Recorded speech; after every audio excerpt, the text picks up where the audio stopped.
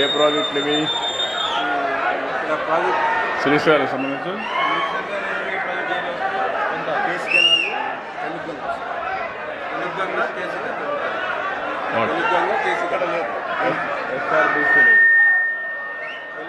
Okay. తమ్ముళ్ళు కూర్చోవాలమ్మా.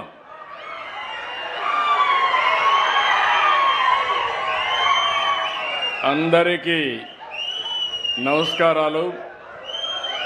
పేరు పేరున మనస్ఫూర్తిగా అందరికీ నమస్కారాలు, అభినందనలు, శుభాభినందనలు. ఈరోజు నేను ఇక్కడికి వచ్చింది గంగా హారతి కృష్ణా నదీ జలాలకు ఇవ్వాలని,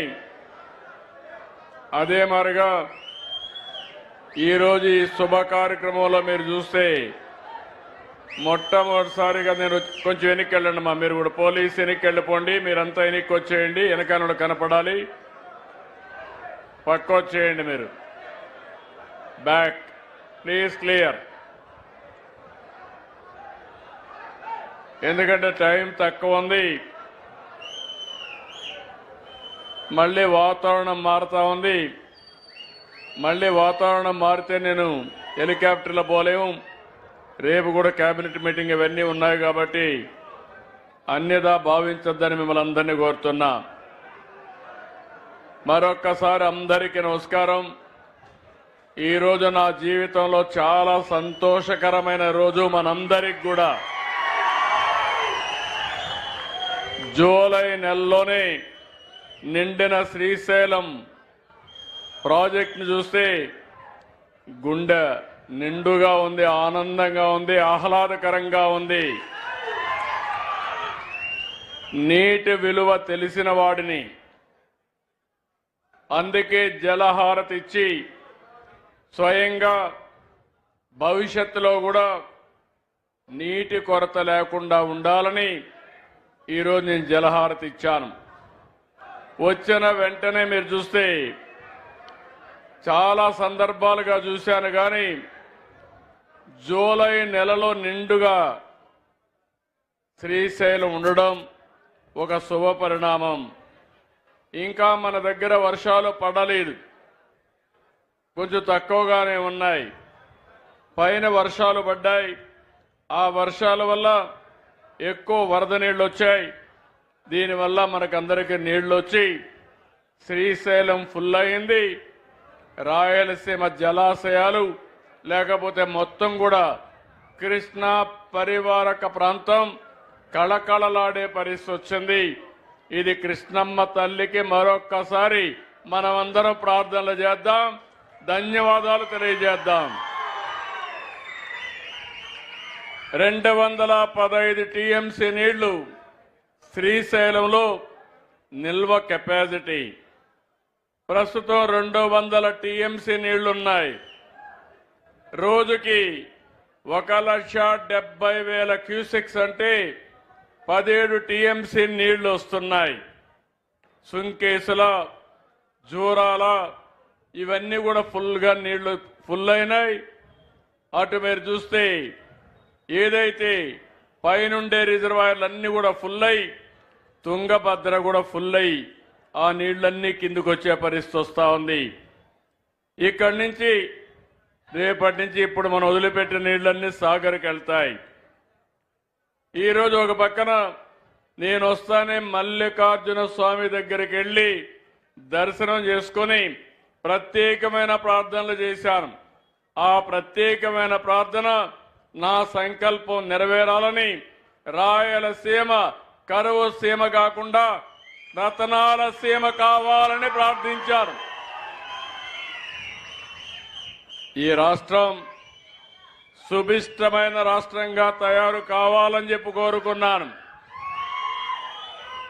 నీళ్లు మన సంపద, జలాలుంటే సంపద ఆటోమేటిక్గా సృష్టించే శక్తి మీ అందరికీ ఉంది.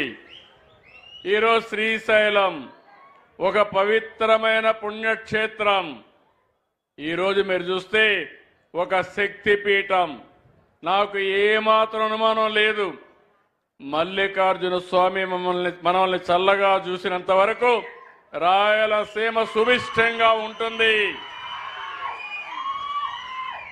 ఇక్కడ రెండు పవిత్రమైన దేవాలయాలు ఉన్నాయి. ఒకటి శ్రీశైలం అనంగానే శ్రీశైలం మల్లికార్జున స్వామి దేవాలయం, మల్లికార్జున స్వామి. రెండో దేవాలయం శ్రీశైలం రిజర్వాయర్. ఈ విషయం మీరు గుర్తుపెట్టుకోవాలి.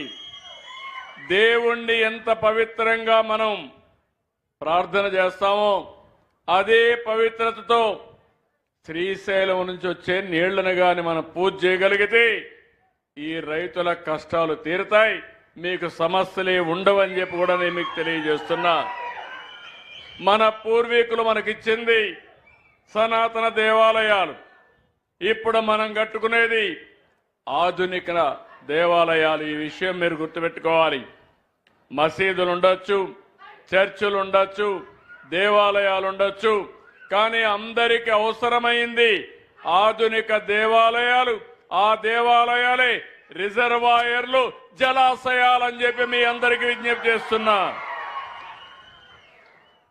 మీరు ఒక్కసారి గతాన్ని కూడా గుర్తుపెట్టుకోవాలి. రాయలసీమలో అందరూ ఒకే మాట అన్నారు, రాయలసీమ ఎవ్వరూ కాపాడలేరు, ఇది రాళ్ల సీమగా మారిపోతుందని అందరం కూడా ఆశ వదులుకున్నాం. కానీ సంకల్పం ఉంటే ఏదైనా చేయగలుగుతామని ఆలోచించిన వ్యక్తి సీమ గతిని, స్థితిని, భవిష్యత్తును మార్చేదానికి రూపకల్పన చేసిన నాయకుడు ఎన్టీ రామారావు గారు. ఆ తర్వాత నేను కూడా ఒకటే చెప్పాను, నేను మీకు అండగా ఉంటా. రాయలసీమ రాళ్లసీమ కాదు, రాయలసీమ రత్నాల సీమగా చేసే బాధ్యత నాదని నేను చెప్పి ఆ ఉక్కు సంకల్పంతో ముందుకు పోతున్నాం. ఈరోజు మీరు ఒక్కసారి చూస్తే నీళ్లు ఇస్తే రైతులు ఇక్కడ బంగారం పండిస్తారు. మనది వ్యవసాయ ఆధార రాష్ట్రం. సాగు బాగుండాలంటే నీళ్లుండాలి. అందుకే సాగునీటి ప్రాజెక్టులకు ఎక్కువ ప్రాధాన్యత ఇచ్చాం. 14-19 68,000 కోట్ల రూపాయలు ఆధునిక దేవాలయాలకి, సాగునీరు జలాశయాలకు ఖర్చు పెట్టిన పార్టీ తెలుగుదేశం పార్టీ. ఒక్క రాయలసీమలో 12,500 కోట్ల రూపాయలు ఖర్చు పెట్టాం. కానీ దురదృష్టం, 5 ఏళ్ళు ఒక పార్టీ వచ్చింది, పేరు కూడా చెప్పను. ఆ పార్టీ వచ్చి నారాయలసీమని 2,000 కోట్లు ఖర్చు పెట్టారు. ఈ 2,000 కోట్ల రూపాయలు జీతాలకు కూడా ఇచ్చే పరిస్థితి లేదు. మళ్ళీ నేను వచ్చాం, ఎన్డీఏ వచ్చింది. ఈ సంవత్సరం ఒకే ఒక ప్రాజెక్టు హంద్రీ నీవా 3,850 కోట్ల రూపాయలు ఖర్చు పెట్టి 4 టీఎంసీ నీళ్లు తీసుకుపోయే విధంగా కార్యాచరణ ప్రణాళిక తయారు చేసింది ఎన్డీఏ ప్రభుత్వం. నేను మీ అందరికీ ఒకటి హామీ ఇస్తున్నా, 11వ తారీఖున పంపులు ప్రారంభిస్తాం. 15వ తారీఖు జీడిపల్లికి నీళ్లు తీసుకుపోయే బాధ్యత ఈ ప్రభుత్వానిది. మీరందరూ గుర్తుపెట్టుకోవాలి. సాగునీటి విషయంలో సీమలో పేటెంట్ ఏదైనా ఉందంటే అది ఎన్డీఏది, తెలుగుదేశం పార్టీది. తెలుగు గంగ ఎవరి తమ్ముళ్ళో ప్రారంభించిందని మిమ్మల్ని అడుగుతున్నా.